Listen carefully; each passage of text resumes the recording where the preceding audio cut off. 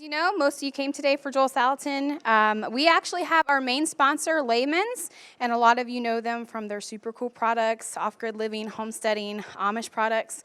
So Layman's is actually going to come up and talk to you a little bit about their company, and she's going to introduce Joel for you. So here's Glenda Irvin. Hi, thank you. What a great crowd. How many of you have been to Layman's in Ohio or shopped at Layman's? Oh, you guys, that's awesome. We produce a catalog, and we have a retail store in Northeast Ohio, and we have a website, laymans.com. Layman's was founded by my father, Jay Layman, 61 years ago to serve the local Amish in Northeast Ohio, who, as you probably know, live without electricity. So at Layman's, we have everything you need for heat, food, light, and water if you choose to live without electricity. We also have a lot of products for simple living, like food preservation and butchering supplies and grain mills. So that's laymans.com. I have some catalogs with me, and if you're ever in Northeast Ohio, stop by. I'd love to give you a tour. But my main purpose today as a sponsor, very happy to be a sponsor of the first Homesteaders Conference, is to introduce Joel. We have been a fan of Joel for a long time. Joel Salatin of Virginia is the farmer's farmer with 10 published books and an award-winning documentary called Food Inc. Joel and his family farm serve more than 5,000 families, 50 restaurants, 10 retail outlets, and a farmer's market with a salad bar, beef, pigerator pork, pastured poultry, and forestry products. Joel writes the pastoral column for Stockman Grass Farmer and the Pitchfork Pulpit column from Mother Earth News, as well as numerous guest articles for Acres USA and many other publications. You are in for a treat today. The rare combination of prophet and practitioner makes Joel both a must-read author and a must-hear speaker in a time that is desperate for integrity, leadership, and those who lead by example. So, without further ado, let me introduce the fan of the farm, the superhero of the soil, the future of our food, the servant of the salad, the man of the meat, Joel.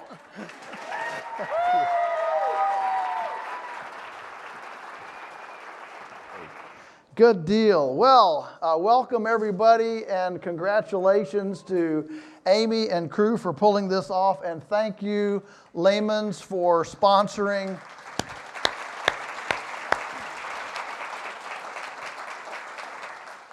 Sponsoring me to be able to be here and to share with you today. And thank you for, you know what you need to thank you about is that in our frenetic, hurried, harried lives, all of us here took time to just come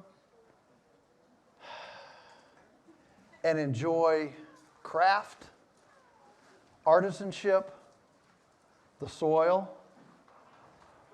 That's a good thing. We could almost call this an agrarian Sabbath. How's that? So, what is a homesteader? We've got it's a conjunctive word, home and steader. Home, of course, is pretty obvious. It's where we live. And steader is, of course, a kind of an old Latin conglomeration that talks about your focus. You know, instead. And so it's about where your heart is. So a homesteader is a person whose heart and whose focus is in the home. It's a person whose life focus is toward living, staying, loving home, which is a far cry from everything else in our society, which is obsessed with everything out there. And there's a lot of stuff out there. I mean, if you go by the supermarket and look at the tabloid section, there's a lot of distractions in our life. And so what I'd like to do is go through kind of a bullet point list of things that I think that we as homesteaders are passionate, we could say obsessed about, that are completely different than all those people out there. It's great to see this size gathering here in Warrenton. I mean, this is just super. And what's amazing to me is how many of you came not from Warrenton. This is normal. You know, we do all these apprentices and interns at our farm, and people say, where do they come from, the county? I said, no. In 22 years, we've only had one from our county. You know, you got to put on a suit coat and get a briefcase and go 500 miles away from home before anybody will listen to you. That's the same way here. You know, there are probably way more people from outside of Fauquier County than there are from inside Fauquier County. And Fauquier County is a big county. So, as homesteaders, I think, first of all, we are obsessed with wellness rather than sickness.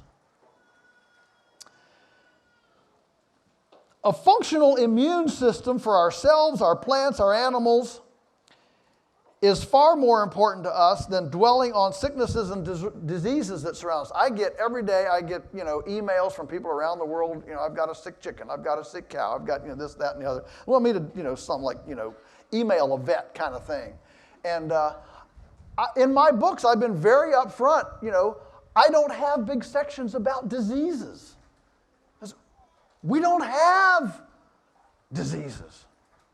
You know, I was on a farm in the Netherlands 2 weeks ago. I went to visit a state-of-the-art, you know, National Geographic just ran a big article about Netherlands, feeding the world. You know, it's the world's #2 exporter of food in the world.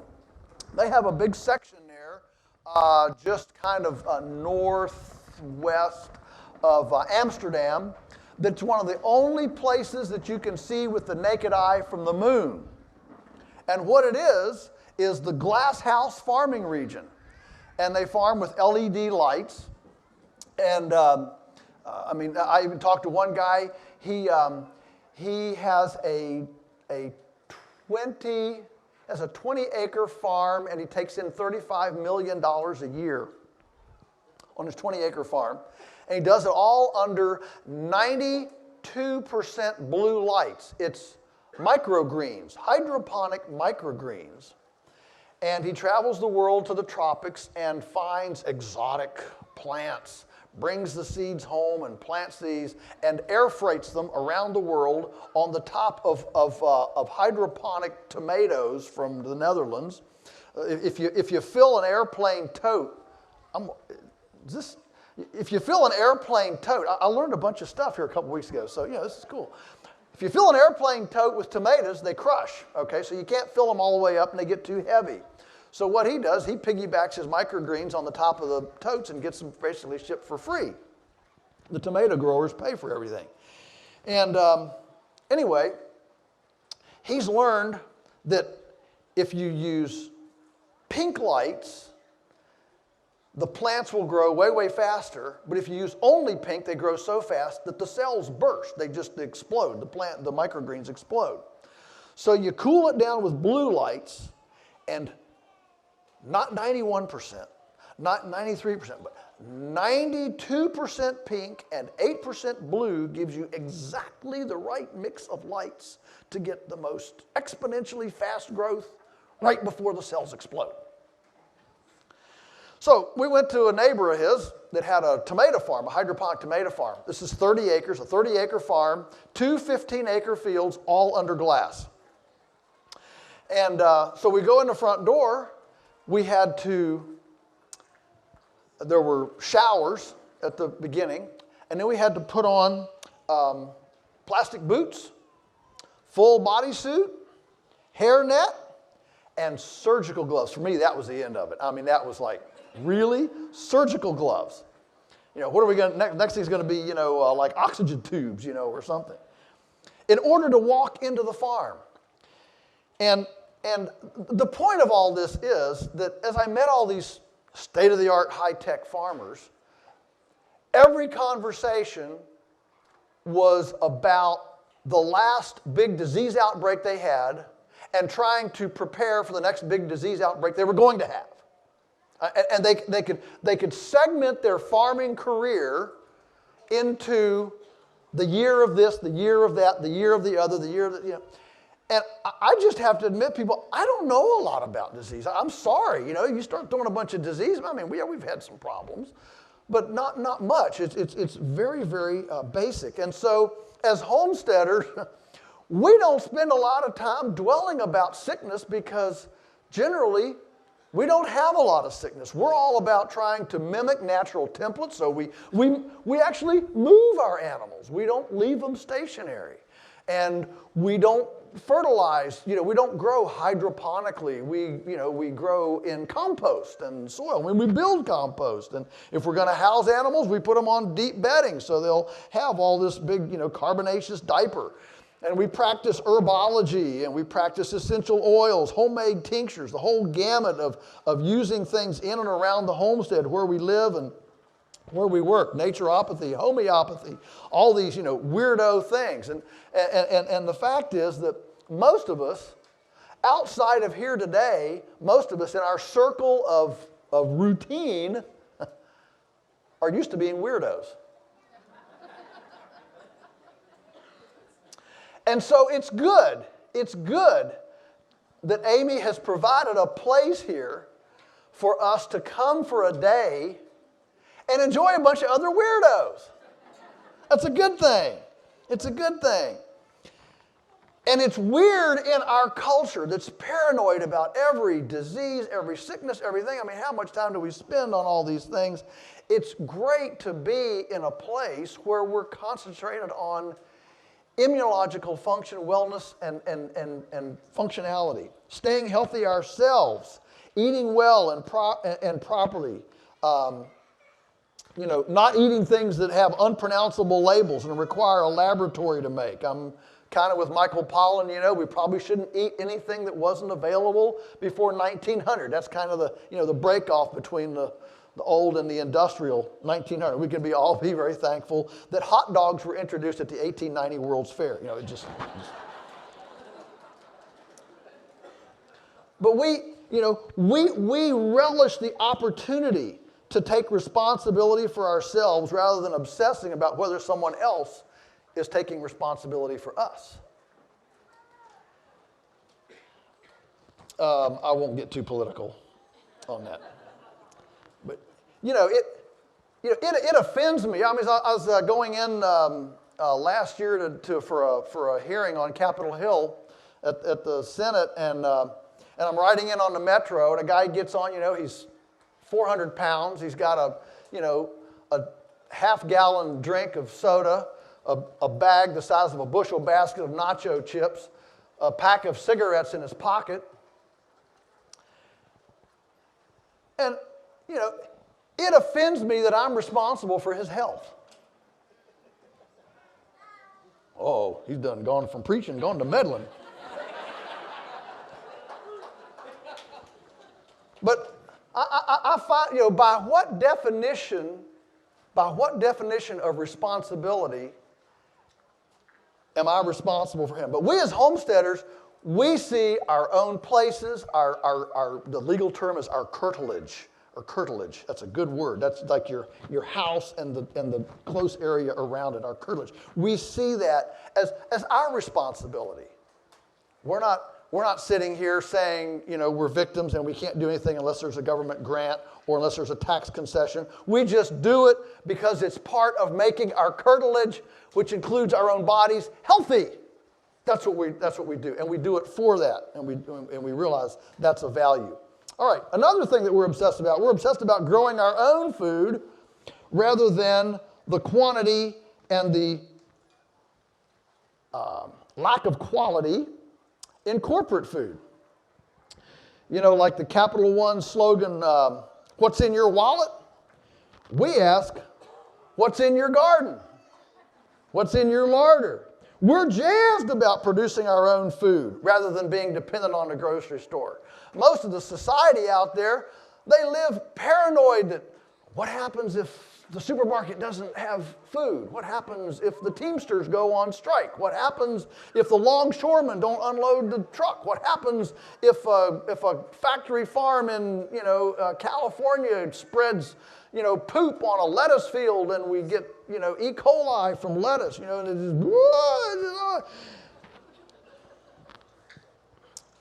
Homesteaders, we have this crazy countercultural idea that we want to grow what we eat. We want to know what we eat. We want to know who grew it, where it was. We actually are so crazy we want to establish a relationship with our food. Imagine that. That's nutso. And so we take that, we're trading seeds, trading ideas, trading all sorts of stuff, right? That's part of our pitch, part of our tribe, all right? Next little item, we're jazzed and obsessed about domestic culinary arts rather than corporatized processed food. We use our kitchens. Never has a culture been spent more remodeling and techno-glitzifying their kitchens than ours and been more dysfunctional in them.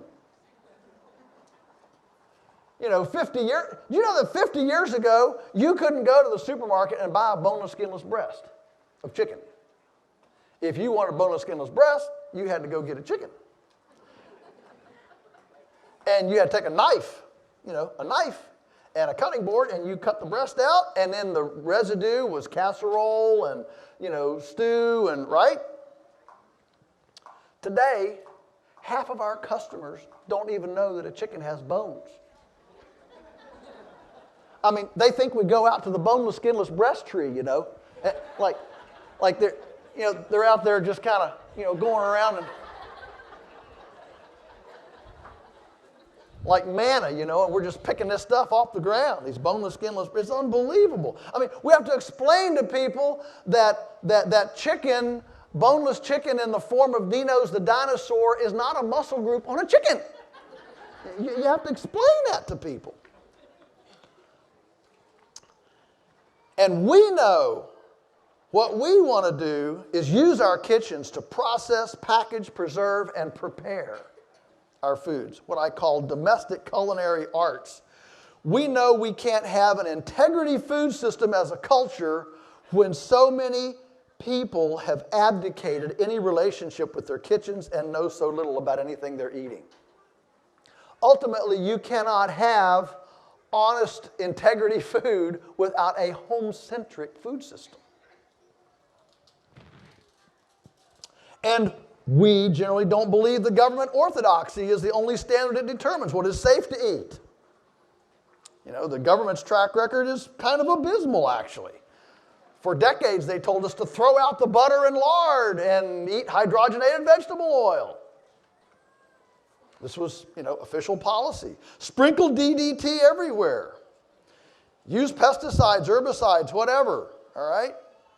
And then, for decades, we were told we could speed up, beef production by feeding dead cows to cows.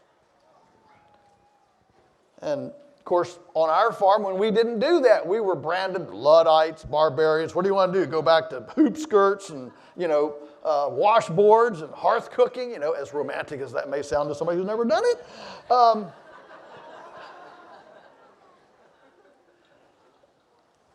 And then, 30 years later, there's this big global, oops, maybe we shouldn't ought have done that with bovine spongiform encephalopathy. That sounds a lot more educated than saying mad cow. Everybody knows how to say mad cow. So learn, practice how to say bovine spongiform encephalopathy, and your credibility, your street cred. Look, there are some ways to get street cred. Okay, it's kind of like the names in the Old Testament in the Bible. You don't have to know how to say them; just say them rapidly, and refuse to stumble. And you'll be considered really sharp. Okay, so bovine spongiform encephalopathy. That's a good thing to learn how to say. And then 1979, 1979, we got the food pyramid. Remember that? The official U.S. dietary food pyramid. What was on the bottom? The foundation of the whole food pyramid. Twinkies and Cocoa Puffs. Yeah, cheap carbohydrates. That made no differentiation between Cocoa Puffs and Twinkies and, organic quinoa sprouts. Okay, I think I said that right. It should give us all pause to realize that we would actually be a much healthier country if the government had never told us how to eat. So those of us in this tribe, we appreciate domestic culinary arts. We appreciate the tactile, physical, practical, the interaction we have, the smell of the sauerkraut in the crock, right?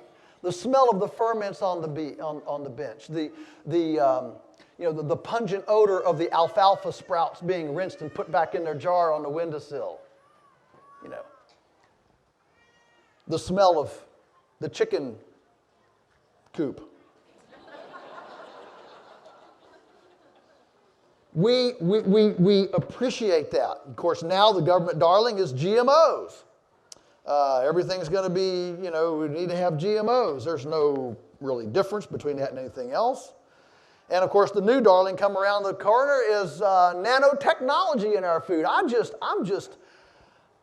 can't wait to have nanotech particles going through my blood vessels. I bet my little capillaries and corpuscles are just excited about the chance to get some extra cousins of nanotechnology going through my veins.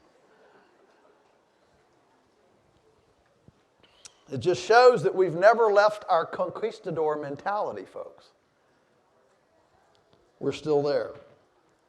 And we know that eating like great-grandma is healthier and safer, and the closer our food system moves to home centricity, the better it will be in all terms. I think I've come to the conclusion that the greatest litmus test of a homesteader, of a person who gets this, is eating leftovers. One of the single most the epitome of the model of industrial food is the single serving.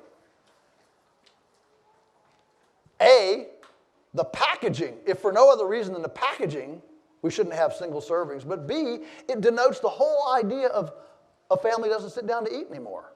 I mean, we get all these millennials, in our interns and apprenticeship program, we have to teach table manners.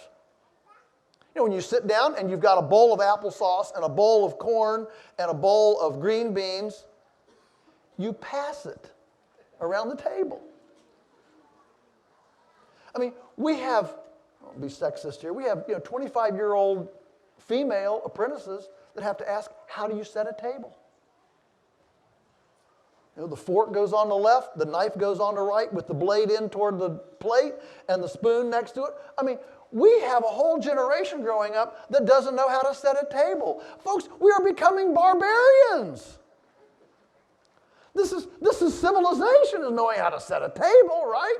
And knowing that you don't stand up, when you've got 10 people around the table, you don't stand up and reach over here, right?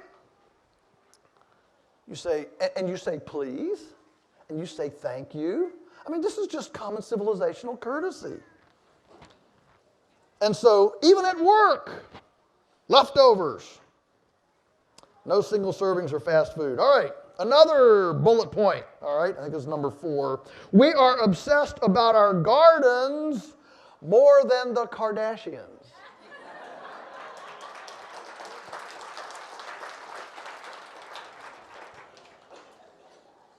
Our civilization is obsessed with celebrity culture and entertainment. When people start talking about movies, I just, who's got time to watch them? I feel like an anachronism, I'm obsolete. Of course, I realize I'm getting older, but at the same time, goodness, the average American male between 25 and 35 years old spends 20 hours a week playing video games. Think about that. 20 hours a week. And then they complain they don't have time to be in the kitchen. I mean, those are the males. I don't think the females are doing that much as the males. But what a loss of time and ability and the most virile, productive, whatever, high testosterone time of a male's life, 25 to 35, and to squander 20 hours a week on video? Really? It's unbelievable. No wonder they're boomerangers that can't make it outside and have to come home all the time. Just keep boomeranging home. Of course, that comes from being helicopter parents. We don't let them do anything, and so the helicopter parents that hover over them all the time, don't let them do anything. They become boomerang kids as they get older. You know, I was doing a 2-day sustainability summit at a school in Atlanta a couple of years ago, and I had this 200 8th graders in this big assembly room. And I thought I would try an experiment. So these were sharp kids, so I said, let me ask you a question. I said, who here, there's 200 8th graders, all right, so 8th graders, that'd be like, 14-year-olds, okay? Said, who here can give me 3 vegetables that you can grow even when it frosts? Even if it frosts, it won't hurt them. Whole room just quiet, nothing. Finally, one little timid guy raised his hand over here. I said, yeah. I said, what you got? He said, lettuce. Good, sharp. How about, I want 3. Anybody got another one? Another guy, raised his hand over here. Broccoli. Good. Okay, all right. How about another one? Everything was quiet. Little girl sitting, kind of down here in front said, beets. Yeah, good. Yeah, chicken, she says, chicken. Vegetables, yeah.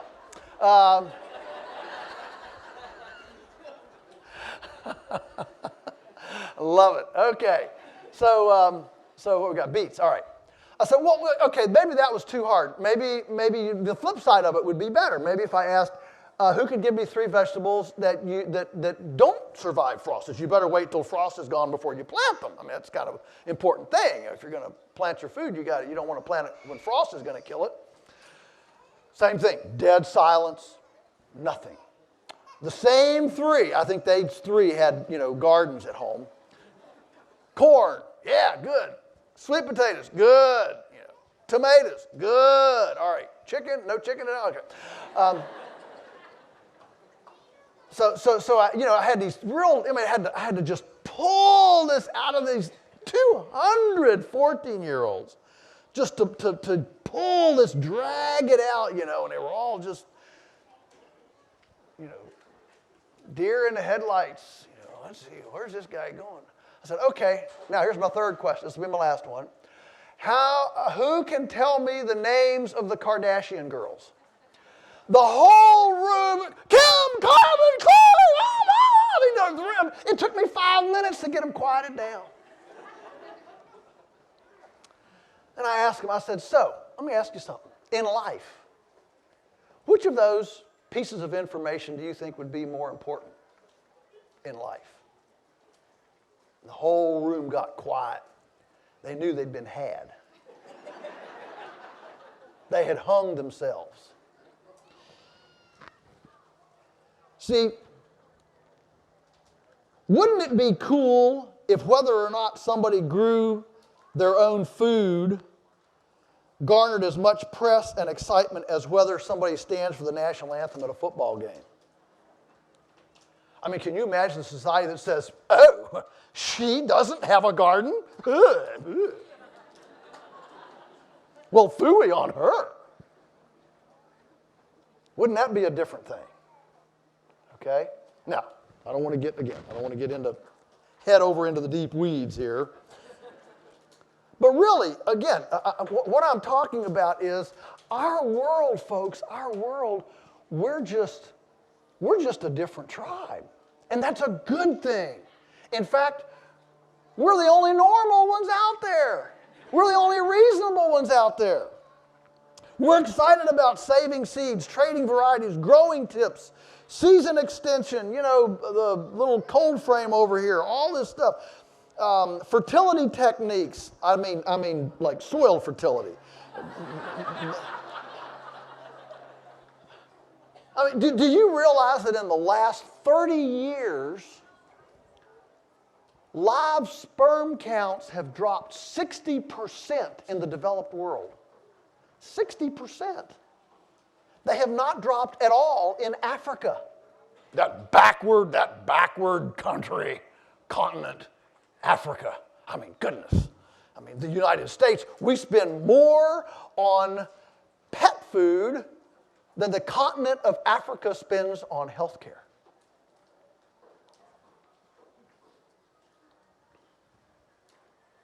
So yeah, fertility is a big deal. I mean, Sally Fallon, the founder of the Weston A. Price Foundation, says we don't have to worry about things too far in the future because pretty soon we'll be the only ones that can procreate and we'll just take over the world. Yeah. But companion planting, drip irrigation, I mean, all these things about our own plants and vegetables and gardens and stuff, that's what excites us. People magazine can go take a hike. Next obsession, we're obsessed about self-reliance rather than dependency on others. We carry our own load first. Now, this is not meant to be, negative about the poor and about the disadvantaged and about that kind of thing. But the first admonition is carry your own load first. When you carry your own load first, then you have enough strength left over to help the one that can't carry their load. We're do-it-yourselfers. So if the economy fails, or if energy fails, or the food system fails, we know things. See, this is key. Think about how the body of knowledge, if you can fix something, grow something, or build something, I suggest that these are far more valuable far more valuable things than your Wall Street portfolio. And I'm not opposed to investment, okay? But I am suggesting that in those 20 hours a week playing Angry Birds, or whatever you're playing, I am suggesting that if we take that time to learn how to fix something, grow something, or build something, we'll not only build resilience into our own lives, but we'll actually add to the equity, to the social equity of our culture. It won't be just wasted time. A mastery of a practical skill is always valuable. Part of self-reliance is doing things long enough to feel comfortable doing them. From milking a cow to spinning fiber. I was over here enjoying the spinning. I've never spun, okay? I spin yarns, but they're not yarns like fiber yarns, they're story yarns, right? But when I sit there and watch somebody at a spinning wheel, and it just looks to me so easy.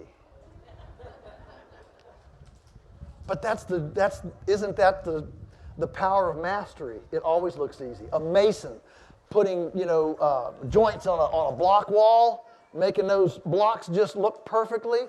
I mean, that just looks, they just make it look so beautiful, so easy. And I guess people who watch me, gut a chicken think, I make it look easy. I always tell people, that you'll have a breakthrough on your 2,347th bird. It'll all click, And that's the point. You can't Google experience. You can't Google experience. So you have to stay in it and stay in the slog. Stay in the slog day after day, and then you pop out the other end, and guess what? You have mastery. And mastery is something that is better than banknotes. Mastery is something that you can trade with neighbors when times get tough, when there are issues and problems. You can use mastery to live and to do other things. Sixth obsession is about relationships rather than consumerism. Life's richness is about family and friends, not how many Chinese-made gadgets you have stashed in your storage unit. I'm amazed at how many people just, this whole, what's this little fidget? What's it called? Fidget spinner. That's almost as wild as when I was, a teen. A guy came up with pet rocks. Some of you remember that? Pet rocks. Now we got fidget spinners. I mean, if you're a young person, don't ever tell me you're bored. Your boredom says a lot about you, doesn't say anything about me. Okay? So, find something to do. Get a spinning wheel. Start spinning. That'll fix you for a while.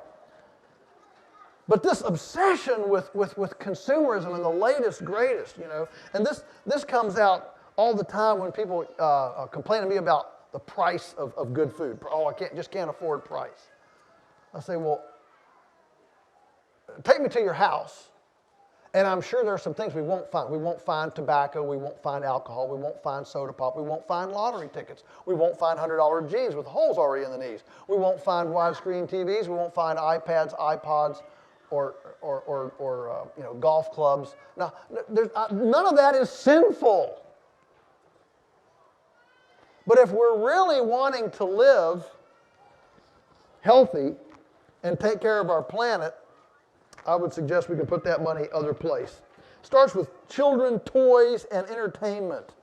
And a homestead, a good, diversified, functional homestead where parents are excited about the discovery, the daily discovery of, oh, this is how you have more frogs. Oh, this is how you have more red wigglers. Oh, this is how you have more health and abundance and all those kind of things. Nature is a place of incredible, mysterious abundance, really. And when our children are out with us in our homesteads, being a part of nature, they develop a healthy appreciation that they're not the center of the universe. At the end of the day, we want kids who can grow tomatoes. Who cares if they're the top points getter on Angry Birds? I want to go into life with a kid next to me who knows how to grow a tomato. A kid who knows the world does not just exist at the end of a button or a joystick, that life and death are real, and that we're in it for all the marbles. Does that mean I can't have fun and can't have joke and have a good time? No, indeed. I mean, if you've ever thrown cut tomatoes at each other, tomatoes. Well, okay, tomatoes. But I was thinking potatoes. Potatoes throw a lot better. You're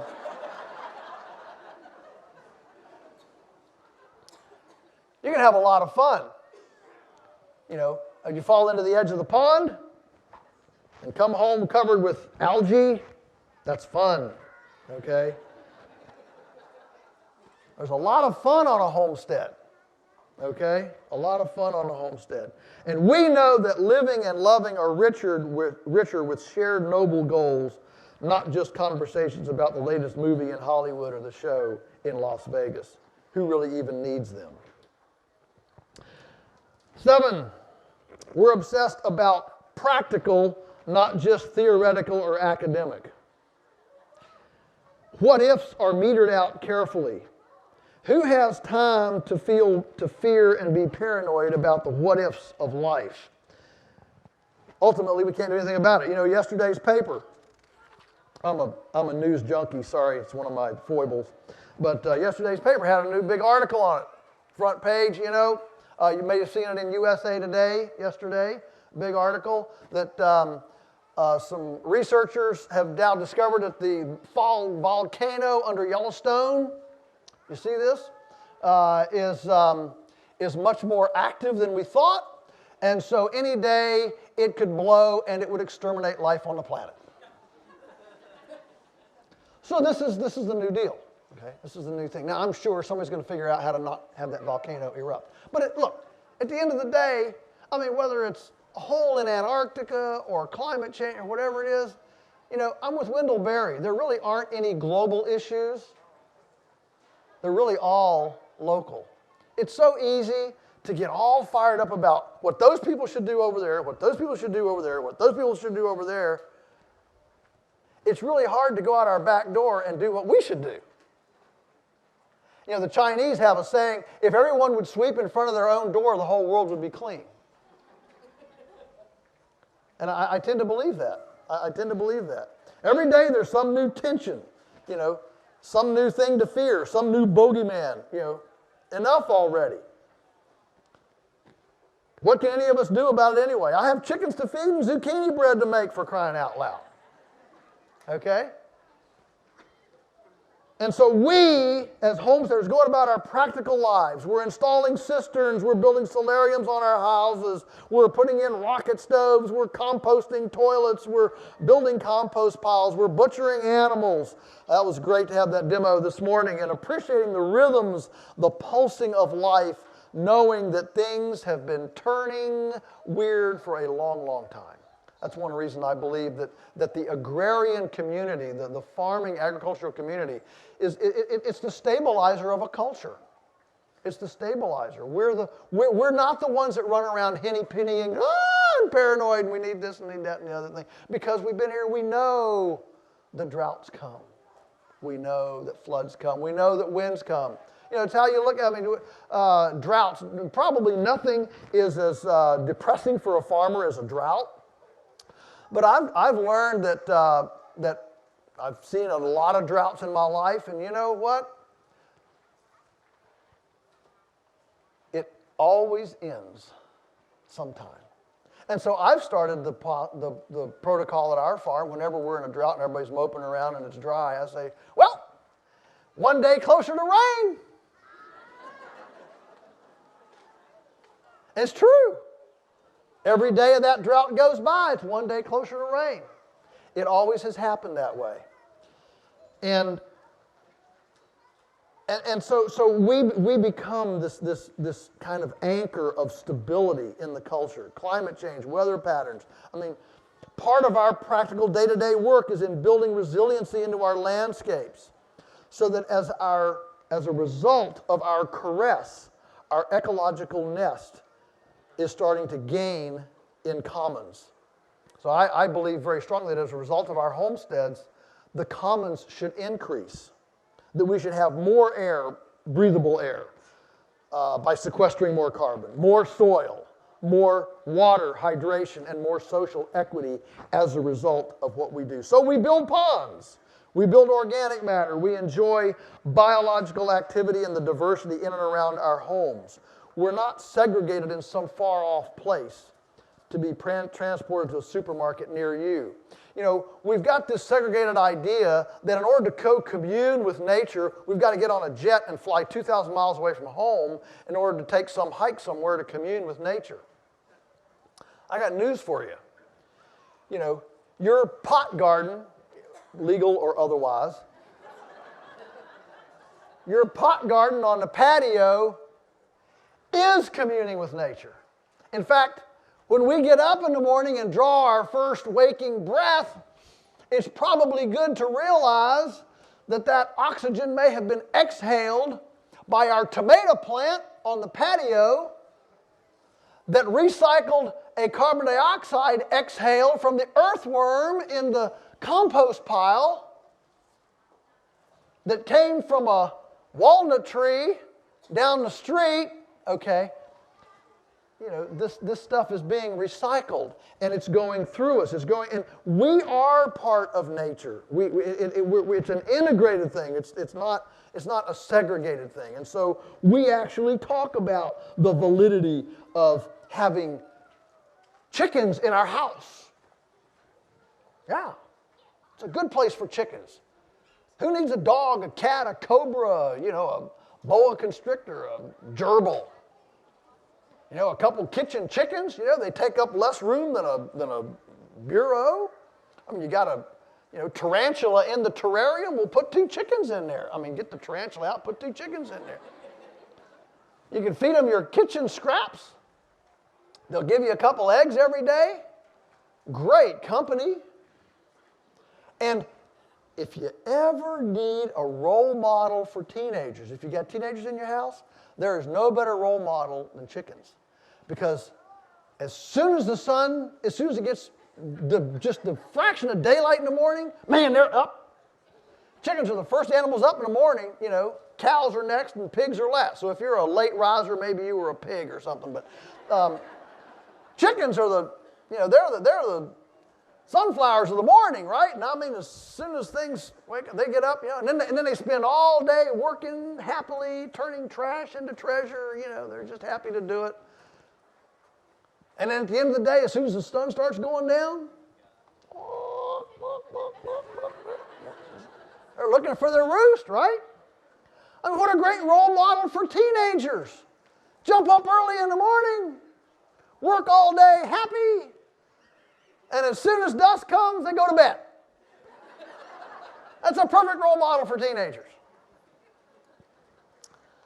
So we believe very strongly in a very practical, integrated view of life and living. 8, we are obsessed about how to live on less cash rather than more. Less cash. You know, I've told people all the time, I'd just as soon go back to seashells and wampum.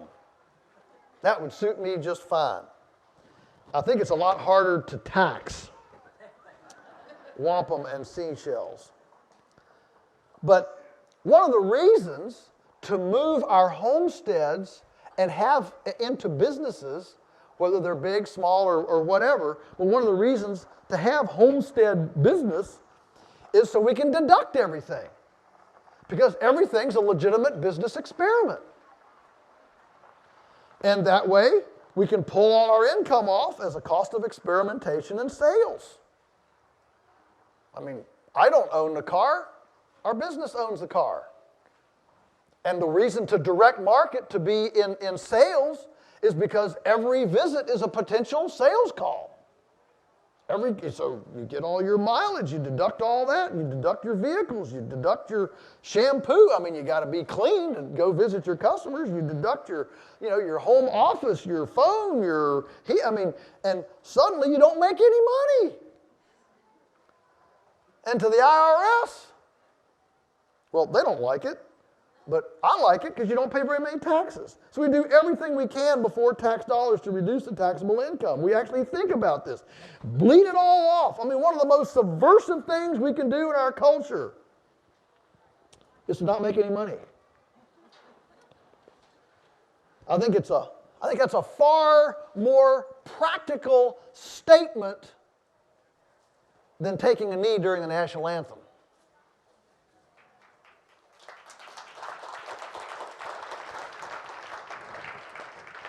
So, that doesn't mean you quit your job. I don't want you to jump off the cliff, be living out of a trash can next year. But get out of debt, okay? I mean, we actually think getting out of debt's a good thing. Because debt, I don't know how many, young people, this college debt and stuff. I mean, I even question college. Unless you've got to get a license for something, who needs college? We got internet now. You got mentors, apprenticeships, relationships. I mean, there's all sorts of ways to learn what you want to do.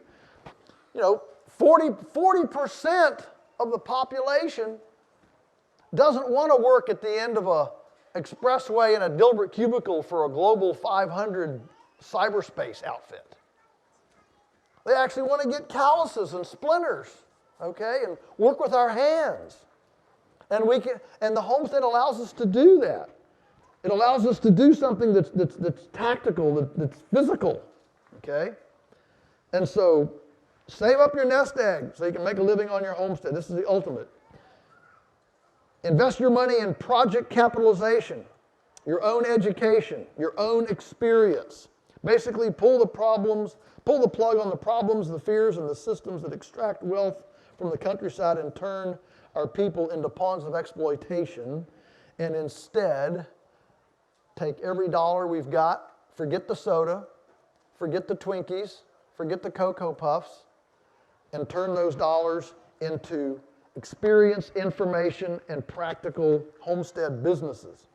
Number 9, I'm almost done. We obsess about caressing rather than conquistadoring. We live in a time when the overriding orthodoxy of our culture is that nature is a reluctant partner, and we must dominate, control, manipulate. We must get in here and get nature in a half Nelson, and I'm going to make you do this for me. Right. Actually, nature is a benevolent lover who wants to shower us with abundance. This is not a feel good, preach good, whatever, wealth, name it, claim it deal. But it's true that nature is abundant. I mean, on our farm, we came in 1961. I was 4 years old. I was just four. And I can remember as a child walking the farm and never setting foot on a piece of vegetation. It was that sparse in anything green. In fact, there was so little soil, Dad had to pour concrete in. He went to the town and got used car tires, poured concrete in them, pushed a half-inch pipe, one straight up and down and one on a little bit of an angle. My brother was 3 years old, we were little kids. He'd pile these concrete tires on a tractor platform and then drive real slow down through the field. And my brother and I could get on the edge of this and we could kind of, heave these off. And then Dad would go along and stick electric fence stakes in them. We didn't have enough soil to hold up electric fence stakes. Okay? And I've never met anybody that started from that point. Now, I'm not trying to brag. I'm just telling you, this is, we had 16 foot, our deepest gully was 16 feet. We measured it from the rim down to the bottom. 16 feet gully. You know how much dirt that is to create a 16-foot deep gully from the rim to the bottom? Now, all these areas the size of this room that were solid shale rock, 50 years ago, now have 12 inches of soil on them. Okay? That is a testament to nature's desire for abundance, for healing. Okay? There are principles to make that happen. They're not rocket science. We know how to do this. We just don't do this. The question is, how do we touch our nest? And we believe in abundance and not scarcity. And finally, we are obsessed about local-centric entrepreneurism rather than global jobs with upward mobility. Now, I'm not suggesting that global companies are bad and there's anything evil, about all that, okay? But I am suggesting that in our tribe, the Homesteader Outlook is a very community-oriented outlook. People say, well, how did you get started? Well, I got started, had my first chickens when I was 10 years old, and I carried them on my bicycle rack around our block. Our block is 5 miles. It's in the country. It's not a city block. It's a country block, right? 5 miles around. But I got customers on our block to buy my eggs. These were farmers that didn't have chickens out back. I mean, who has a farm and no chickens? I don't get it. I can hardly even imagine a city house without chickens. I mean, I just can't imagine living without chickens. But anyway, who has a farm without chickens? I mean, these are people that are growing, that are full-time farmers, and they're buying their beef from Kroger's and their eggs, but I'm looking around and I'm serving the neighbors, serving the community. I didn't sit around and say, I wonder what they need in Bangladesh, as much as, Bangladesh might have needs. See, I'm a big believer. I've been all over the world, traveled a lot, and let me tell you something. Every community can pretty much take care of itself. The problem in most of the world is that wealthy people are always trying to tell unwealthy people how to live and solve their problems. And what they need is to solve their own problems. And I think that as we, in the homesteader movement, we are looking at what does my community need? What do my neighbors want? How can I serve my community, my neighborhood? And ultimately, that moves us to a servant's heart. And the servant's heart in our country resides in homesteaders. I mean, if this were a regular corporate deal, do you think that the vendors here would be showing you their trade secrets and sharing their recipes with you? No, it'd be all a bunch of patent attorneys, and you have to sign, confidentiality agreements and everything to even have a conversation with anybody. Everything is about, no trespassing and cloistering and all that, okay? But in the homesteading movement, we're eager to share our information. We want success. Why? Because one of my goals is that we actually create a credible alternative so that there is no need whatsoever for a factory farm. Who needs them? We don't need them. Each of us doing our part. People say, well, you can't really feed the world this way. I say, look, we got 35 million acres of lawn in the U.S. We got 36 million acres housing and feeding recreational horses. And don't say I hate horses, okay? I'm just saying, that's 71 million acres of luxury, of lawn and horse. 71 million acres. That's enough to feed the whole country without a single farm. We don't need industrial agriculture. The cumulative effect of the homesteader movement, of you and I, serving our neighbors, serving our community. I know they're a bunch of weirdos, and they're, when they could have a garden, instead of having a garden in their lawn, they're out pouring a bunch of chemicals on it and irrigating it and then running their John Deere tractor across it to mow it. I mean, it's a great time of day. And eating Hot Pockets?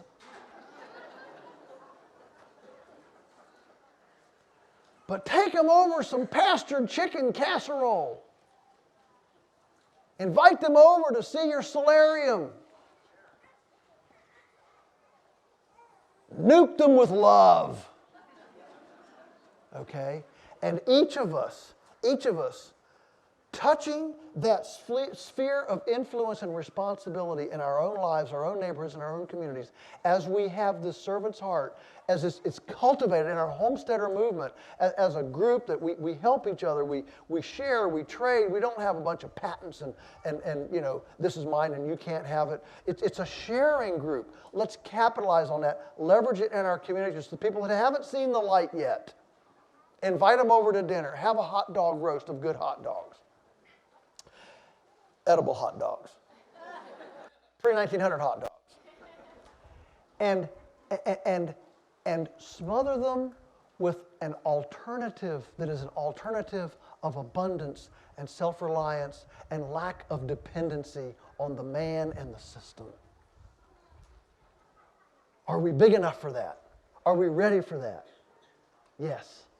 And this kind of day allows us, the choir, to be energized, to realize, there are a lot of other knees out there that haven't bowed to the obsessions of our day. And we can bring those answers in our knowledge, our experience, and our sharing. And we can bring that to our communities and ultimately serve our communities. And that's how we will see the homesteader movement continue to make progress. And we will offer those answers in a frenzied, frantic, harried, hurried culture that doesn't have time to sit and think about the earthworm, about the frog, about our own microbiome. We have those answers. They are reposited in us. Let us be good stewards and be faithful of being the alternative obsessives in our culture that are passionate about true healing in all of its aspects. Now may all of your carrots grow long and straight. May your radishes be large but not pithy. May tomato blossom end rot affect your Monsanto neighbor's tomatoes.